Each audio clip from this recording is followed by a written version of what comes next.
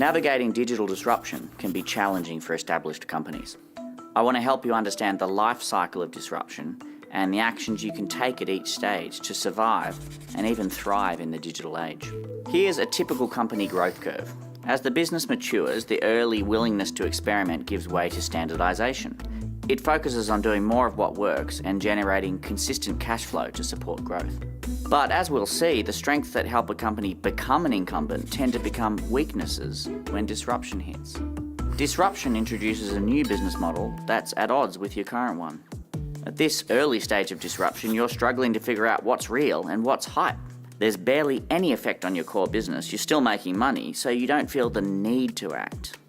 At this stage, incumbents aren't looking for, and sometimes don't want to see, the dangers on the horizon. The biggest challenge here is myopia.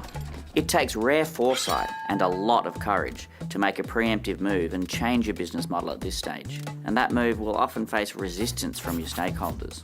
Still, it's vital here to challenge your own story about how your industry makes money. It takes acuity, a particular sharpness of vision to do this. By now, the trend is clear.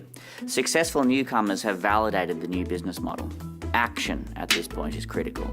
You need to nurture new ventures in the emerging business model. And these initiatives need autonomy from your core business, even if they cannibalize it. The idea is to act before you have to. The problem, though, is that it still doesn't feel like you need to do anything. Your earnings are still growing. The vague threat just doesn't seem as dangerous as immediate hardship. After all, when Netflix disrupted itself in 2011 by shifting from DVDs to streaming, its share price dropped by over 80%. Few boards are willing to endure that kind of pain.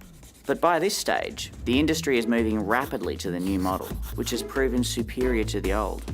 You'll start feeling the squeeze in your results. It's time to hit the gas. You need to accelerate your transformation by aggressively shifting resources to the new ventures. Think of it as treating these new businesses like venture capital investments that only pay off if they scale rapidly, while the old ones are subject to a private equity style workout. Now that is an incredibly tough shift for incumbents to make, especially when the forces of disruption are reducing the overall cash flow available.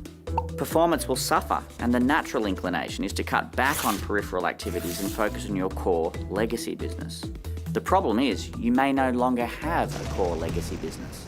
The disruptive model has become the new normal. Whether you like it or not, your industry has fundamentally changed. If you haven't taken action, your cost base is likely out of whack with your industry's new business model.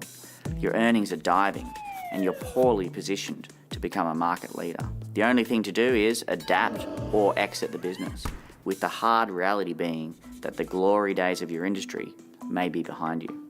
Now, that sounds gloomy, but the overall message here is positive. Companies that show foresight and a willingness to make bold moves before it's too late can emerge as winners. After all, no one ever won a race by standing still.